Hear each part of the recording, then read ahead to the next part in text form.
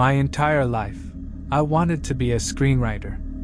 I dreamt of my work being published and brought to life on a stage in front of thousands. I would stay up for hours plotting what my breakout scene would be, how I'd take the world in my grasp, if but for one single hour a week. This dream stuck with me through marriage, stuck with me through kids. It tormented my mind every single day I went to work in the dead-end factory that was putting food on the table. It made me reclusive. I'd come home and lock myself in my office, where I spent hours mustering up what little energy I had to piece together something that would entertain people, bring a smile to a frowning face. Anything that could show the world that I was still here, still thinking about them. Weeks were spent on a single scene from a single script. Finding hardly any breakout success, my wife grew exhausted, and my children remained hungry. "This will be the one," I'd tell her, hopeful. "This will be the one that gets us out of here, beautiful. Just trust me one last time." Then, one last time turned into another. Then another. For 11 years, my wife waited ever so patiently for the one that never came. Everything came to a head when the youngest of our children developed leukemia. Gracie was 6 years old, and the diagnosis came like a bullet train piercing the hearts of both my wife and me. Cancer treatments were outrageously expensive, so much so that I had to take up another job just to cover each appointment. It pains me to write this. It tears me apart even thinking that this is something that I've done, and something that I must live with for the rest of my life. Working 2 full-time jobs drained everything out of me. I would leave work, exhausted, only to clock back in at my new job as a pathetic shoe salesman for a 5-hour shift in the mall. I tried to tell myself it was worth it. I fought with myself every single day with evil thoughts daring me to do what lies just beneath my subconscious. I couldn't cope with not being able to do what I loved. I simply could not deal with knowing that my daughter was pulling me away from what I truly wanted in this life. While at work in the factory one day, I intentionally lowered a loading ramp onto my foot and heard the crushing of bones within my shoes. Every bone in my foot had been shattered, and the company saw very clearly on the cameras that I had done it on purpose. I was fired after being sent to the hospital to have my foot put in a cast. Losing our main source of income, my wife now had to go find work to keep our daughter on treatment. I was so deeply ashamed. I couldn't bring myself to look in the mirror or at my daughter. I watched as my wife slaved away while I remained locked in my office, healing from the work injury. My second child, Joseph, grew somewhat reclusive himself. Being 13, it wasn't abnormal for Joey to retreat to his own room for hours on end. Adolescent hormones mixed with the state of his sister kept him locked away, immersed in his music and video games. This didn't seem like a problem to me, however, because I, for one, was happy to have the space. Happy to be able to feel immersed in my own craft. My wife would come home from the hospital, or from a long shift to find the house completely silent. Completely and utterly empty. I wouldn't leave my office until well into the night when I was delighted that a scene was perfect, and Joseph only left his room to grab a snack from the pantry. This drove a great wedge between my family and me. My wife picked up a nasty drinking habit, sometimes pouring herself a glass of wine before her day even started. Intimacy didn't exist between us. We were strangers in the same bed, essentially, and the glue that held us together was melting. What kept us both running was my daughter. Somewhere along the line, I found the strength to see her face again. To put my dreams and shame aside and visit my dying baby for Christ's sake. I'd limp into the hospital room on crutches to be greeted with the devastating sight of my sweet girl withering away in her bed. She was rail-thin and graying, and her pitch-black curly hair had crumpled and fallen away from her scalp. I would stroke her face, and she'd press her tiny little hands against mine, holding them firmly against her cheek. So many tears were shed in that hospital room. Seeing her in such a state revitalized my energy, and I began writing with purpose, with an undying willingness to do what it takes to get my daughter back into the arms of health. Scene by scene, brick by brick, I wrote until my fingers felt like stubs at the end of my hands. With the ferocity of a Spartan and the grace of a figure skater, I printed words on paper like my life depended on it. For weeks, I continued this venture, praying to God that maybe, one of the prompts would stick. Maybe a monologue could bring a tear to a viewer's eye, bring laughter from their throats, and yet, no success was found. My wife eventually caught on that I wasn't just healing anymore and that I was intentionally avoiding work that could save my daughter. She demanded a divorce immediately and broke down entirely, sobbing about how much of her life she had wasted on such a pathetic fucking loser. A wannabe. A fucking admirer of art. Her drinking had grown almost completely out of control, and by this point, I'd noticed her snagging a few cigarettes too. A filthy habit that I had told her needed to be broken right after we started dating in high school. She began periodically moving her things out day after day between trips to the hospital and work.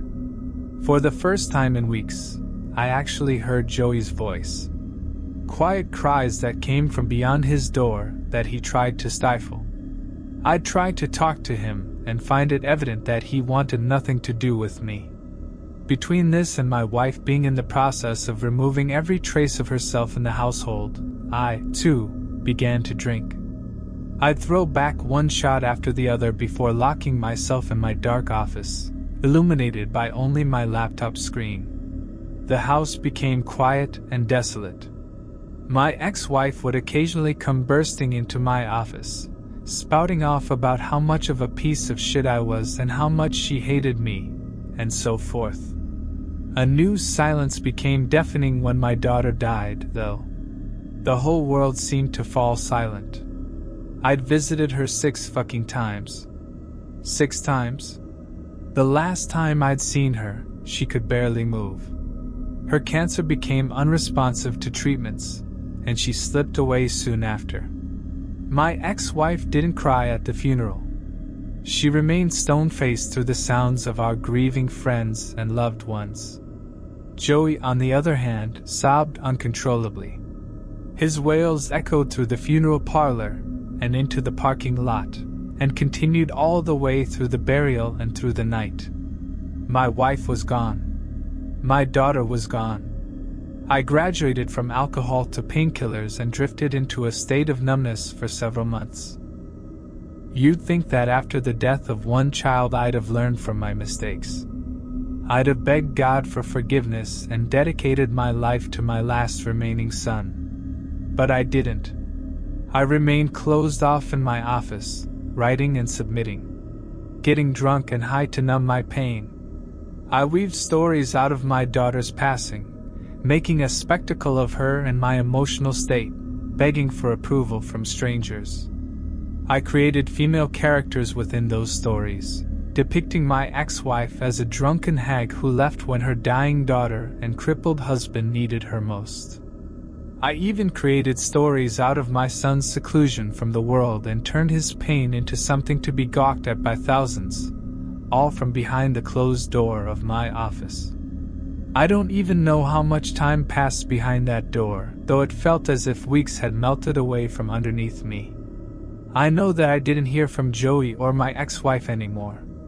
I know that I was blessed with the serenity of a free space to completely envelop myself in. I'd take 2 Vicodin and wash them down with bourbon before sitting down to write something. And it wasn't just once a day. I'd write multiple times a day, popping pill after pill and downing shot after shot, spilling my heart out onto an empty canvas. One day, while writing and repeating the process, once I washed down my 6th Vicodin of the day, my vision became blurry and pinpointed. I could no longer feel my legs, and I gasped for air as I fell to the ground and blacked out. I awoke in a theater. It was dark, and the entire theater was empty apart from the seat directly to my left. I felt leering dread overcome me as I slowly turned my head to greet the dark presence that I felt before me. I found my ex-wife, wine glass in hand. Her white blouse was stained with vomit and red wine, and her eyes and skin were a sickly yellow. Her hair was straggly and manged, and she smiled drunkenly with her eyes glued to the stage. I opened my mouth to speak to her, but she cut me off with a soft, "The show's about to start." As if on cue, spotlights lit up the stage, and I saw my little girl dance to its center in her cute little tutu and pink leotard. Life had returned to her, and she danced with such amazing grace and divinity that tears began to sting my eyes. My wife clapped and cheered drunkenly, and I watched as my daughter's movements became more and more jagged. Her grace had ceased, and it now looked as if she were glitching across the stage. I was stunned with horror as with each step she took, my daughter deteriorated more and more. The skin on her bones tightened, revealing her rib cage and pelvis through her leotard. Her eyes became dark and hollow, and her cheeks sank to her teeth. I watched as her hair blew away like sand in the wind with each twirl. My ex-wife took a big swig from her glass of wine before calling out, "Encore! That's it, baby! Give your father what he wants!" My daughter took one last leap, and I sat stunned as her right leg turned to crumbling ash as she landed upon it. Knocking her off balance, she tried to catch herself, and as her palm connected with the stage floor, it too turned to ash. Lying there on her back atop that stage, my daughter's chest began to rise and fall rapidly with heaving, rattling breaths, each one getting weaker than the last, until, finally, she disappeared completely into a pile of smoldering ash as my wife cheered on with ecstatic excitement. The spotlight shut off, shrouding the room in darkness as my wife screamed for an encore. There was silence for a few moments before the spotlight glowed back to life and revealed my son, standing atop the stage light rafter. His eyes were red and exhausted, and his cheeks shone with sleek, wet tears. "This one's for you, Dad," he squeaked, before fastening a cord from one of the lights snugly around his neck. "No!" I screamed, jumping from my seat. But it was too late. Joey had jumped, snapping his neck and pulling a string of stage lights down with him, each one clattering and sparking against the stage. A spark caught the curtain, and the entire stage went ablaze while my son lay limp on the floor. My wife howled with joy as the fire raged, enveloping Joey and the front row seats. She threw her head back, cackling maniacally as the flames drew closer and closer. The entire theater soon became blanketed with burning, blistering flames that melted the skin away from my wife as she stood cheering for another encore. I do believe this is hell, and I do believe it's been patented for me. The artist, who threw his family away like nothing to chase a dream that also meant absolutely nothing. I hope my daughter's spirit lives on somewhere out there, right alongside my wife and son. I hope that this punishment is mine to bear alone, and for what it's all worth. I would stay here, being eaten alive by flames for all of eternity, if it meant you three prospered. I am so deeply sorry.